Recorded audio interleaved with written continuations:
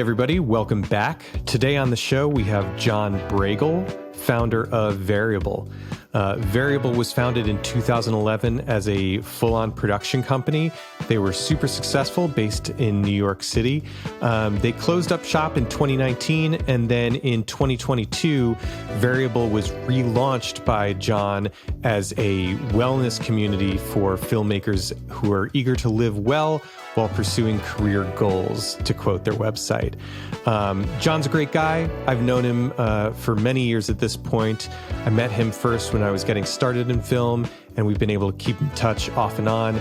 He's doing a lot of really great things. He also has his own podcast for Variable. He's super open about everything. I belong to the Variable community. I found it really helpful and inspiring to get a lot of different perspective from a lot of different people. Again, if you enjoy what you hear on this show, please leave us a 5-star review on Apple Podcasts or Spotify. If you're watching on YouTube, just a thumbs up, a subscribe, anything to kind of help push us along would be great. And without further ado, here's the interview with Jon. It's good to see your face. You too. Albeit over a computer. I'm trying to think of one of many questions going through my head. Like, what did life look like in those early days after leaving the production company and maybe not really knowing what's next? I'm assuming maybe you didn't have a direction or really didn't have a path to go down. And maybe I'm wrong. Yeah. But like, what did those early days look like? Yeah. So right when I left the company, my thought was that I was going to stay in New York City and just continue directing freelance at Variable. That's what we had all agreed on. I was still on good terms with everybody on the staff and my partner. And then after about a week of just kind of being in New York City, I would come into the office, work on some things here and there. I just started to feel like it just didn't feel right. You know, I was just like, oh man, like I need a big change, like a really big change here. Like I can't just stick around and keep doing more or less the same thing that I used to be doing without, the only difference being that I'm not like a partner in the business. And so my instinct was to go to China because my girlfriend, who's now my wife, is she's living in China. So I was like, you know what, I'm just going to go to China and I'm going to tell my partner that I'm not that interested in doing directing jobs for like a few months. And or just be a little way more picky, I guess. And so that's what I did. I went to China, and I had worked with a lot of filmmakers, like when I was really busy directing, like a lot of like budding filmmakers who wanted like mentorship. And so now I had like all this free time. I was like, oh, I have this free time. What am I going to do? And in my mindset, I wasn't just going to like go off the grid and, do explore and adventure because I've been such a workaholic my whole life. And so I was like, okay, well, why don't I just start coaching filmmakers now that I'm not at Variable anymore? Because I love to do it. And I love giving back to filmmakers as well. And so that's what I did for I want to say 6 months after I left the company. I coached filmmakers. I made a few personal projects, just like myself and a camera, basically, while I was in China. And it was a pretty like relaxed, pretty healing time. It also gave me the opportunity to like really establish roots in my relationship with my wife, which I think that was the main goal of going to China and spending more time with her, was to like put in the time. Because doing a long distance relationship is obviously hard, especially from like New York City to China. So, yeah, super hard. Yeah, so that was my main intention going to China. It was like establish roots in that relationship, try not to screw it up, because like work and traveling had always gotten in the way of, establishing roots in a relationship. So that was sort of like, that's kind of what I did, I guess. I dated my wife. Yeah. I remember seeing some of the, at least one or two of those China projects pop up. And I was wondering what you were doing over there. And now you've explained it. There's tons of value in using the time that you have, not just on work, but also on life, But was all this stuff like pretty immediate after you after you went in and said, hey, you said to yourself, this has kind of lost its luster. Like, this isn't what I thought it was going to be. I'm going to go essentially on a journey and figure some things out. Was that like pretty immediate? Yeah. Or did you have some downtime? No, it was basically the series of events was I was in China doing a car commercial and met my girlfriend at the time, now wife. I'll just say wife. Met my wife. Yeah, totally. And came back to New York City. We were moving into our new office in Dumbo. Furniture and everything was starting to come in, and I was like, I had this out of body experience. Like, I can't do this anymore. I got to get the hell out of here. I got to like focus on this special thing that I experienced in China. And because I just knew, like, we were moving to this huge new office. It was like a multi-million-dollar, like, I think it was like 5 or 6 year lease. And when I walked in, I was like, if I stick with this, don't know how I'm going to make. It was so quick and so immediate because I had only hung out with this woman for 2 days, but I knew enough in my heart that that's what I wanted to do. And so it was a really irresponsible business decision that I made. But like, there's really, it was not an ideal time to leave the business, but like, there's never really an ideal time to make any drastic changes in life. And that's the irrational thing about, being an artist and following your heart that's kind of what I do and trying to get better at that. But so anyway, the next week was I went to China, it was like 2 weeks later because I had these conversations with my partner, which lasted maybe like a couple of weeks, and then the week after that, I went to China, and so it was all very, very quick. Yeah, that's pretty quick. Yeah. It's the plight of being an artist at heart, right? Like oftentimes good art and good business don't necessarily mix. No. Or if they do, it's kind of for a finite period of time and then you hit a breaking point. And I totally resonate with that, where, you make decisions for yourself that on paper don't make any sense. Right. And people might think you're crazy, but you feel it here. Mm-hmm. And you have to make a change. I'm always envious of, from my purview, envious of folks like you who are just like, just go with their gut. It's like, I don't know what I'm doing, but I'm going to figure it out. But I have to like keep moving, like keep things going. It's pretty cool that you just kind of jumped in head first, which is what you have to do sometimes. At a point.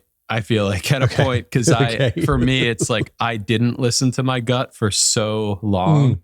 And I was just sort of like pushing a lot of my feelings away to accommodate the company and accommodate the team and everyone involved, because there was a pretty like robust support system between like reps and business and directors. There was a lot of pressure. But I don't think that's, just to interject, I don't necessarily think that's uncommon. I mean, forget our industry for a second. I mean, it could be a tech start, could be anything, right? Any industry. I think the founders and the people who start businesses that ultimately become really successful feel that kind of love loss, or it's like, oh my God, this has become something more than me, and it's kind of grown beyond my control, not in a bad way. But I think a lot of people that were in a similar boat to you feel like if you reach that point of like, hey, it's time for something else. I don't know what it is, but this isn't a good fit anymore. Yeah, I just think like the way that I did it was like, I was 28, I guess, at the time. Yeah. And I was not emotionally aware at all. Like, now at this point, I have a bit more awareness from just spending so much time the last like 5 years or so learning about myself, that like, if there's like a red flag now at this point, like something that doesn't strike me, like I'll pause typically and I'll reflect and think, oh wow, I can't manage this. I need to try and find a way to get someone else to like manage this, or else like But back then I would just be like, oh, I'll just push through. I just won't sleep for this entire year and just do it myself. Yeah. That's what you can do in your 20s. Yeah. And now it's not a thing. Yeah. Yeah. Wait till you hit 40. It gets a whole lot more funky. Right on, man. Well, so how long were you in China for before you came back and started to like sort things out here? It was the better part of 2 years. I was there, and it was strange because like I could only technically be in China for 2 months at a time with the visa that I had. Yeah, sure. So it was a mixture of like I would be in China for 2 months, and my wife was also a freelancer, so then she would come back to the States for like a month or so, then we would go back for 2 months, and like this went on for like I want to say like 3 years or something like that. Yeah. But yeah, it was a lot of moving.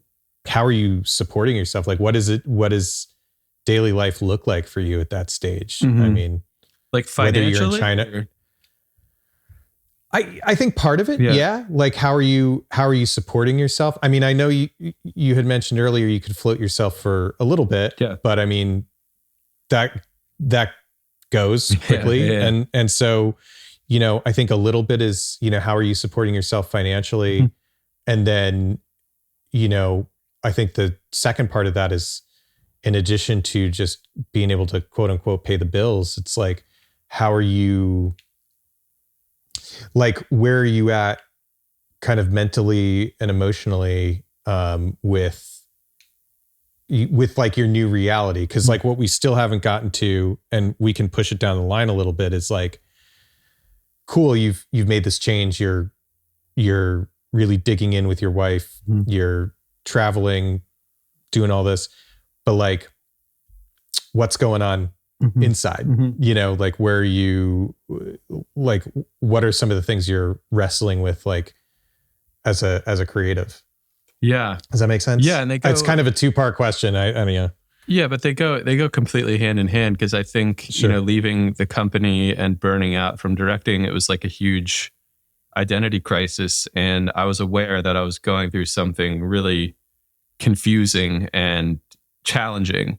And I guess the one smart thing I did, in my opinion, was like, okay, I'm not going to bury myself in my work, and I'm not going to keep burying myself in my work. I'm going to do the bare minimum amount of work that I financially have to do so that I can focus more on what the hell is going on in my mind and my soul and everything. And it was a really painful and confusing, and it's still like I'll probably be crawling out of this like for years, maybe the rest of my life. I don't know.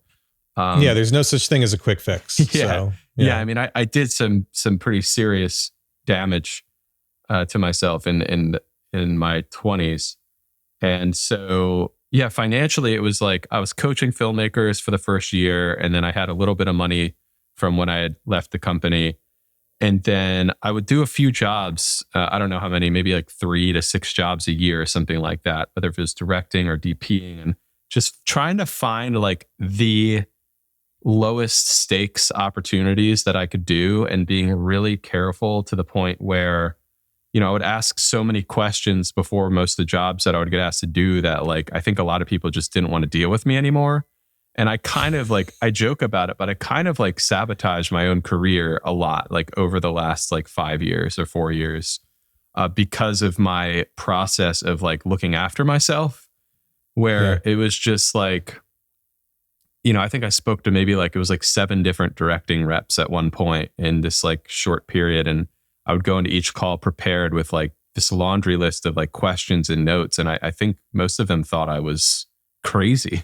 Because I'm not like a top tier director or like cinematographer by any means at all. But the things that I was requesting as far as like what I was trying to control and how I was trying not to be taken advantage of were things that the reps were just like, okay. Well, it's interesting because not a lot of people, it's not really ingrained in our culture, both as filmmakers and also as Americans, to give yourself room. Right. Most people go the opposite way. Yeah. Hey, I'm going through something. I don't want to deal with it, or I don't know how to deal with it. So I'm just going to like bury myself in work. Yeah. I'm just going to keep pushing further, faster, harder, that kind of thing. The majority of people don't do what you did, which is like, okay, I need to work some stuff out. I'm going to do essentially the bare minimum. So I can give myself that room to kind of figure out where I need to be. And I'm honestly not surprised that people looked at you like you had two heads, because no one's used to hearing that. Yeah. Everybody wants to hear, or is used to hearing, like how busy you are, right? Or I did this, that, and the other thing, or this is where I want to be. And you weren't, I'm assuming you weren't going in with any of those things to these meetings. So it's not all that surprising to hear. Yeah. And we, because of all the hard work and time that I had put in at Variable, I'd established a few like really good connections with clients and agencies. And I knew and also local companies in Baltimore, that I knew what I was going to be getting into for those jobs. So like, that was the result of like building relationships over like years. And then if one of these clients hit me up to like direct something, again, I knew what I was getting into. I knew that I could emotionally manage it, like, because I was going through a lot of like PTSD and stuff, like that's at least how I recall it, as far as like the damage I did to myself on directing jobs and production. And so like even till this day, I struggle with it, where I get back from a job, like a traveling job, and I'm like usually completely burnt out and exhausted, and like my brain, things just like aren't making sense, for like sometimes up to a week after, sometimes longer actually, after travel jobs. And that was like extremely intense those few years that I was just describing. But now I've got some systems in place, but there's definitely like some post-traumatic stress from what I did to myself in my 20s going on there. So yeah, man. I mean, I think everybody in our line of work has experienced some of that. And, I'm with you. It's like, I'll go on travel jobs, and I try to be a little more conscious about not saying immediately yes to everything that comes my way, even though I want to and financially should. But it's, I've gone on travel jobs where I come back and I need like days, like days of just like physical recovery and mental recovery. And it's hard now because I come home and I'm thrown immediately right back into the fire with parenting.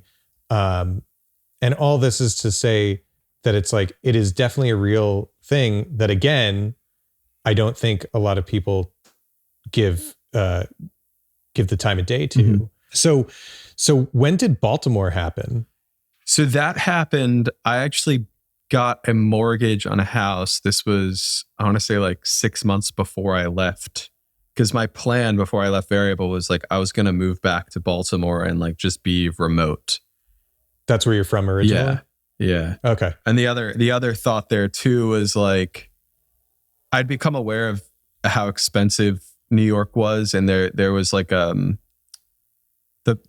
problem of that for me was like, you have to make more money and like you have to work more in order to live in the city. And like, I didn't want to work more. Like I was thinking ahead, whether if it was in my gut or I don't really remember, but I was just like, you know what? I want to live in a place that's not expensive so I can work as little as possible. And that's what I've come to realize now is a lot of times like making money, the more money I would make, the more stressed out I would be. And so I'm like working on a lot of this like relationship to money and stuff, but like I want to be in a place that's like, my mortgage is $1,200 a month in Baltimore, so it's like incredible.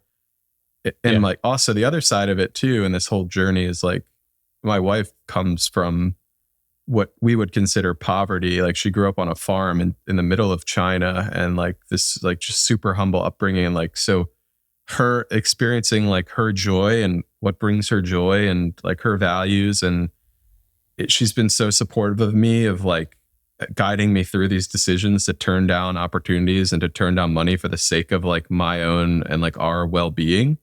So like, I definitely couldn't have done any of that. And I'm also like a very spiritual person as well. And I realized like how much I've idolized like money and success and like careerism. And so these have been the things that I've been like trying to recognize, like, where am I drawing my strength? Like, what am I working towards? And I've had a lot of it very lopsided. And I attribute a lot to that, like just living in New York City, you know, with you're surrounded by a lot of very driven people whose values may probably not be the same as yours. And it's really confusing. It's a really confusing place to like grow up professionally. It's so, man, you bring up, like, you saying all this brings up so much stuff for me. You're just working to make more money to like fund this lifestyle that you're not even really that happy with. And, you know, relationship to money, like you saying like, oh yeah, I need to work more just to make ends meet. And then, you know, on a bigger scale, I can imagine some of that or a lot of that hitting you in the face when you walk into that big, huge, fancy office space in Dumbo and say, oh, fuck. That's what it was.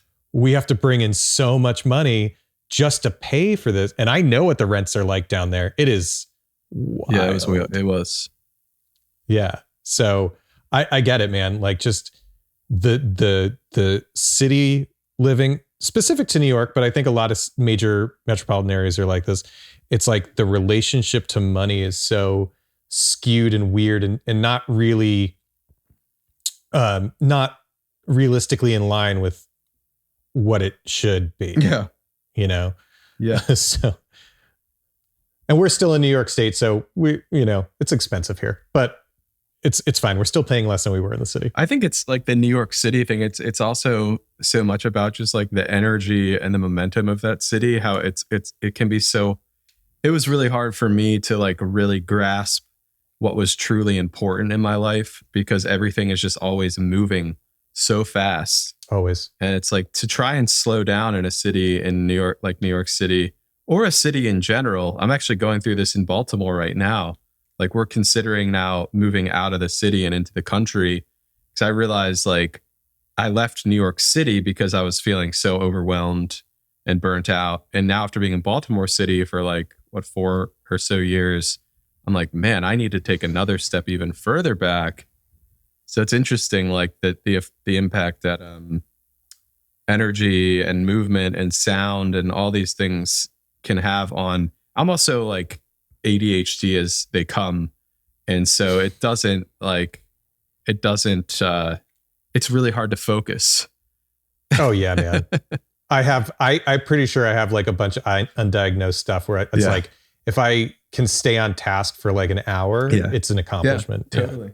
It's a huge thing. Like I don't think it's talked about enough with creatives is just like focus, the ability to focus. That's a whole nother tangent, but it's important. Well, I mean, it's a whole nother conversation, but it's like, you know, especially in the whole like realm of working for yourself and like, you know, that's the one thing I really quickly realized going full-time freelance. I guess it's like a decade ago now, just about, or somewhere around there. Just that realization of like, oh, right. Everything in life is now my responsibility. Yeah. Like nobody's looking out for me. If I want to retire, that's on me, you know?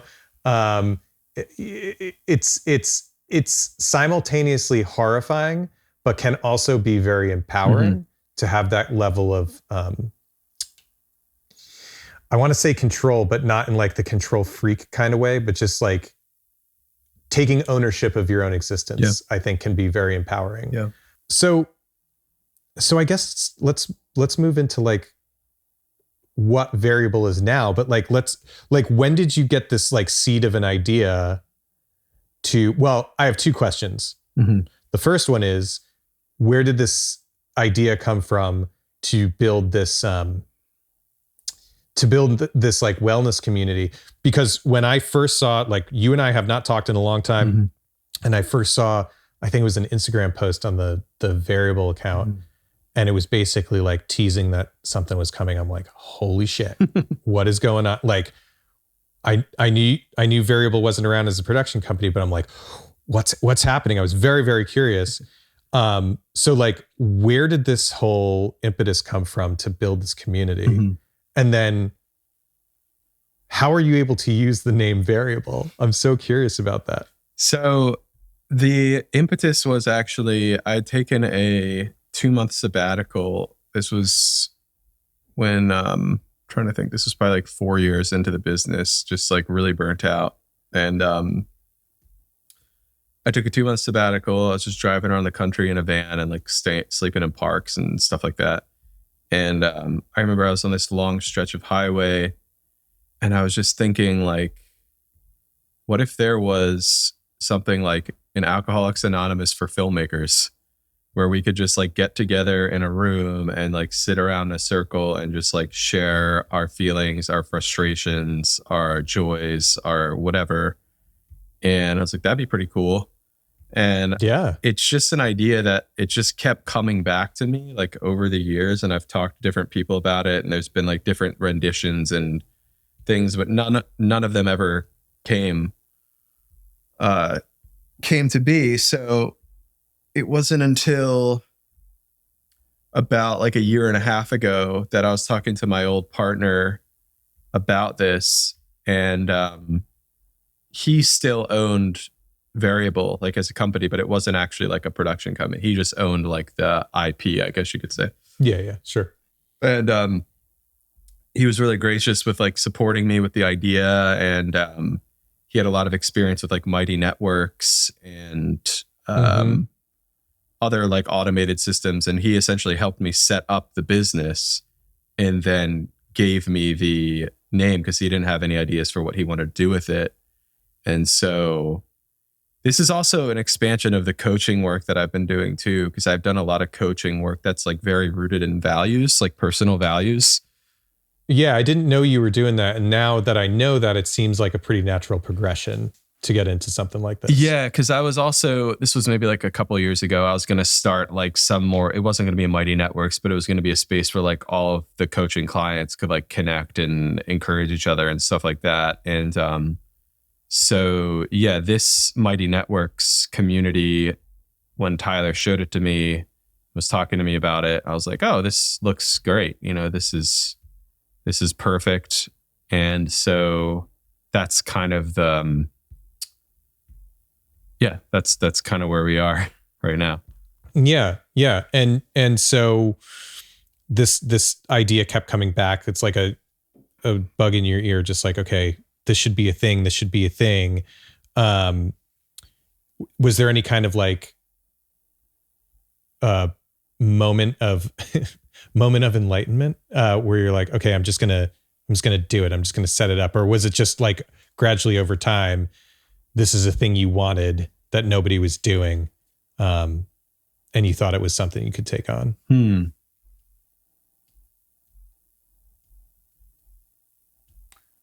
I know this specific moment when I was like, I should do something with Variable, because I was like, there is still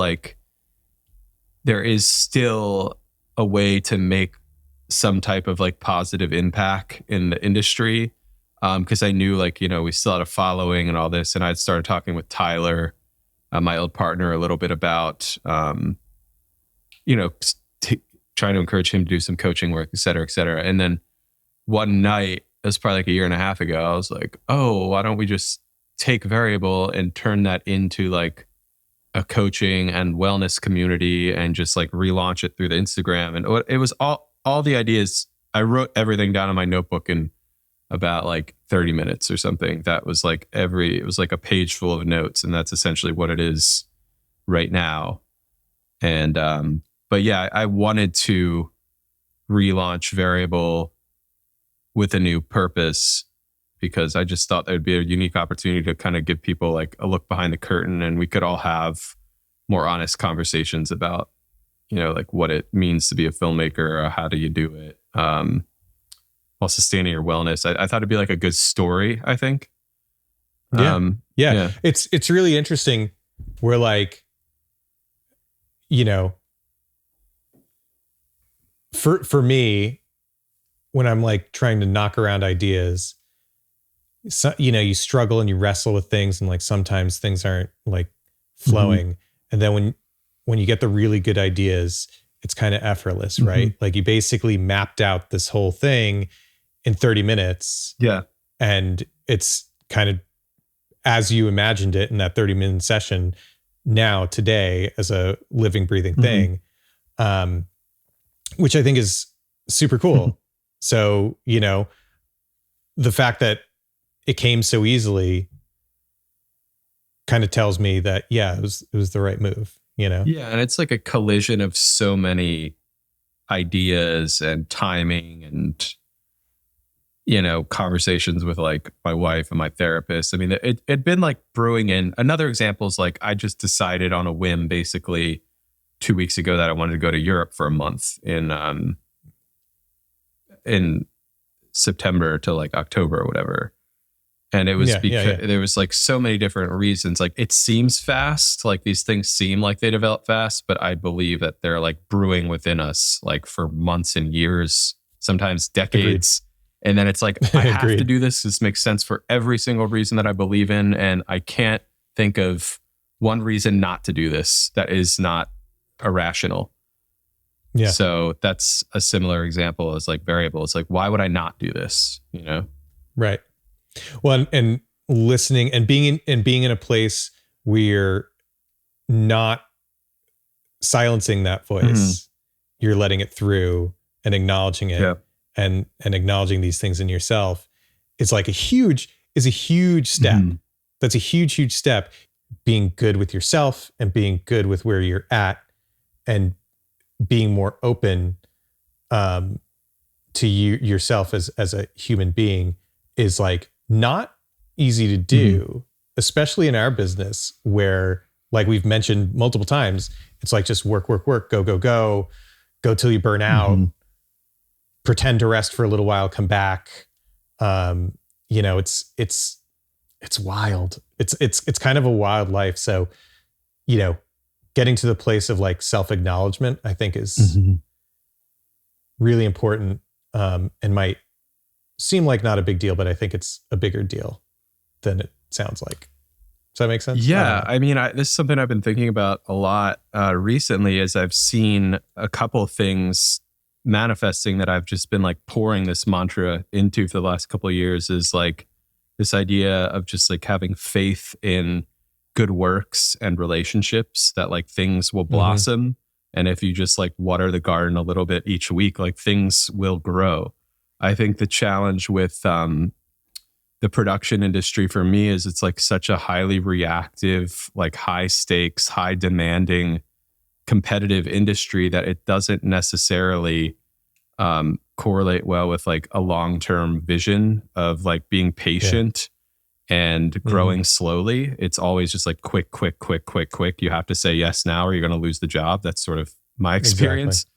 So I've been trying to practice this idea of just like having faith in good works and relationships. And I've seen two of the businesses that I've been working on the last 2 years growing to the point now where they're sustaining me, and it's been an act of faith completely. And I battle it every day, this like yearning to just control and fight and try and make tons of money. It's like I battle that part of me every single day. But same. I think that's like maybe human nature. I don't know. It's definitely my nature.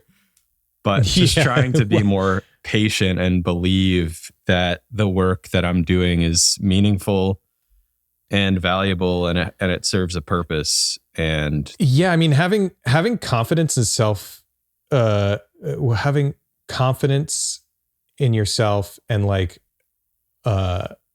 enough faith in like yourself as a person and your abilities to kind of make ends meet and have things happen the way they need to. It's really hard to get there. What is like the everyday look like for you now, where like you've kind of like come to this other side, you've gone through this big influx transition. And even though we're still in the early days of the variable community, like what's life like for you? Yeah, man. So like rhythm has been a big word for me the last like probably since the pandemic, actually. So maybe like, what is that? 2.5 years or something like that. Yeah. Just establishing a rhythm for myself where, because I never had that before, life was always at the whim of the next job. And I never, ever would ever have thought of like, oh, I'm going to give myself weekends, But I would say I want to say 3 years, I've given myself weekends, like Saturday and Sunday. I might work, a couple hours on a Saturday if I need to. And then just recently in the last couple of years, I started taking off Thursdays. And I've just realized through that rhythm alone that I am just like much more present and much more effective in the work that I'm doing. And that's what I'm trying to do. It's like every conversation or every like relationship that I show up to, every work I want to show up to, I want to really mean it. Like I really want to be there, and I don't just want to do something, just for the money. And that's where I'm, it sounds really privileged to say that, but I feel like I did so much stuff just for the money my whole life. And it ended me in a place that was very dark and very lonely. And so the last couple of years, I've been trying to build a rhythm where I'm showing up to meetings, and even if they're jobs, if I'm taking a job, like I want to show up to that job like 100% my best self, as best as I can. And I do a lot of photography work. My wife and I have a photography business in Baltimore, and we work with different organizations in the city that fund the business. It's called Baltimore Small Business Stories. So we like photograph small businesses and tell their stories. It's kind of like Humans of New York for small businesses, I'd say. I put it. That's cool. And that's been great because like photography, the pressure is so much different. Like I don't even like, it's just myself and my wife that show up for these photo shoots, and like we get contracted to do X amount. We can schedule them on our terms, and it's like it falls into that rhythm that I've trying to create. And what I've realized is like that when I do film jobs, like I think this year I've done 4 film jobs, and they all fell within this like 2-month period, which was just a few months ago. And I was so incredibly burnt out and depressed. And when like this rhythm, it's like I completely felt like I lost myself. Yeah. And so I just keep going back to like, what type of work is going to bring me the most joy? Like what type of work is going to make me the best husband? And it might not look the most beautiful, the work itself. It might not be like the best films or the best spots or the best photos or the best clients, the best in terms of like, Nike or whatever, but like, what's gonna bring me the most joy and make me just feel the most alive. And it hasn't actually been film the last few years. Film has actually provided money and like great times on set, but then I fall into this like PTSD after the fact. And so I've kind of had to like only see those as like, I absolutely have to do them for, if the other stuff I'm doing to try and find my joy isn't bringing me enough income. It's like, so it's hard. Like I've been trying to find this rhythm, but also obviously we live in America and it's costs money to live here, but I'm like slowly chipping away in this rhythm, and like, that's sort of where I'm at. I don't know if that's... Yeah, it's no, that makes sense. And I think the sentiment is really spot on, where, you don't have to be doing the best of everything if you can find some level of like happiness and like, zen, for lack of a better term. It's like I've done, and this will be a common tale for you, but it's like, everybody always, at least in film anyway, you're always trying to get like the biggest budget jobs you possibly can, until you realize when you get the big budget jobs that there's so much like bullshit that goes along with that. It's like, I'd rather just do a bunch of like smaller budget jobs and not be super stressed out. It's kind of the same thing. We're with you talking about photo versus film, right? And I was the video guy on a like a decently sized still shoot for a clothing brand. recently, like this summer. And it was like pretty big, and it was so chill by comparison. I was like, I don't understand how anybody could possibly get stressed out during a still shoot, because it was like so chill compared to like what I'm used to. So I can see where you find like a Zen space with like scheduled shoots whenever you want. Yeah. You know, just make it work for you, make it fit within your day.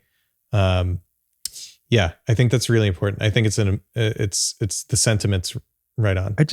I guess what I'm learning is like, I don't like chaos. Like, I don't like highly stressful situations.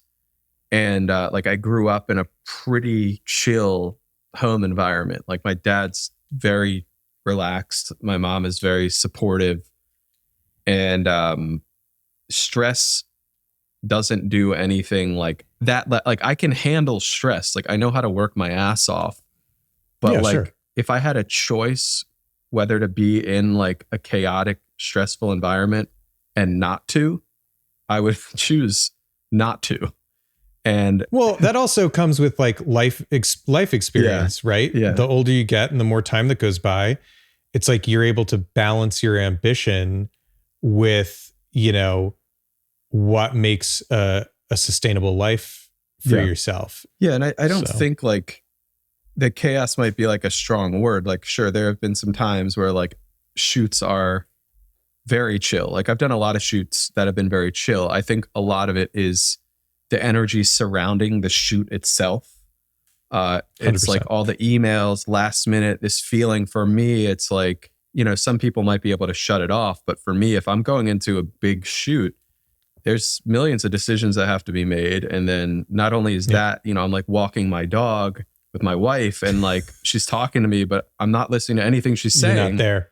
And then I'll be getting emails, random things, and at all times. And like, I just sort of need a break. I need a break from it. You know, it's just so consuming. And it, you know, if I don't absolutely like 150,000% love film, then like, you know, it's like, then why am I it? But I will say it's an amazing resource that I have to be able to do a job if I need to do a job, you know, to like, if I do 4 jobs a year, like that helps me out so much financially. Hopefully they're like meaningful, great jobs, but usually, you know, it's just, they're just to pad the bank account. It's all about, you know, at least in my opinion, it's all about just how do you now like fit all these different facets of who you are as a person, both personally and professionally, into this bigger puzzle of everyday life, right? Just kind of figuring out a way to like be okay with letting some things lie for a little while until I can make room for it. It's really hard, man. It's also just like, you know, in the back of your head, like there's a lot of money on the line and like you want to, I'm like a big people pleaser for better or worse. And like, I don't want to make a producer wait around for like 3 hours because I know that she, you know, there's a lot of this too, that like from doing the production company thing myself for so many years, like and mostly with really, really close friends of mine, like I understand what that feels like, you know?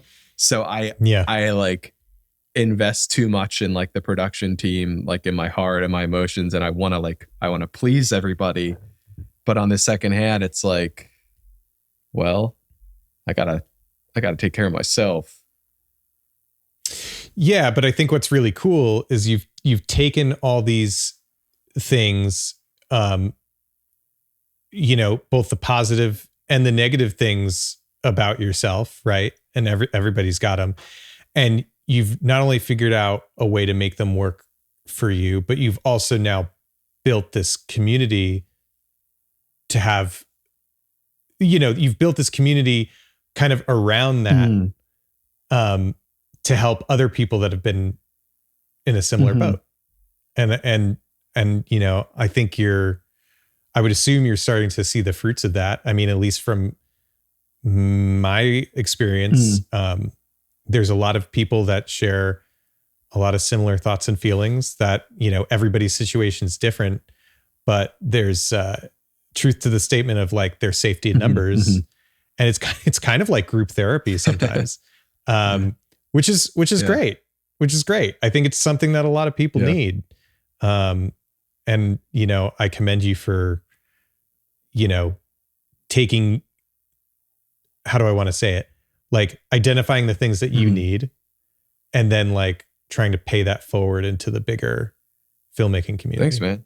Yeah, it's been a pleasure so far. If people are curious and they want to find out more about what you're doing and what you're doing with Variable, where can people find you? So the website is wearevariable.com, and then the Instagram, I think I should know this. I think it's instagram.com/wearevariable. Yeah. That sounds right. Yeah. That sounds right. I'll put it in a show note. Oh, God. Thanks, man. Yeah, dude. It's a pleasure. Likewise. All right. Cheers. That was Jon from Variable. Super great guy. I really enjoyed that conversation with him a lot. Just to reiterate, you can find out what he's up to with Variable at wearevariable.com or on Instagram at wearevariable. If you want to find out more about what's going on with this show or to listen to past episodes, you can go to nosetpath.com or check us out on Instagram at nosetpathpodcast. I'm your host, Drew English. You can find me at drewenglish.com or on Instagram at drewenglish with 2 H's at the end. Hope you have a great week and see you next time.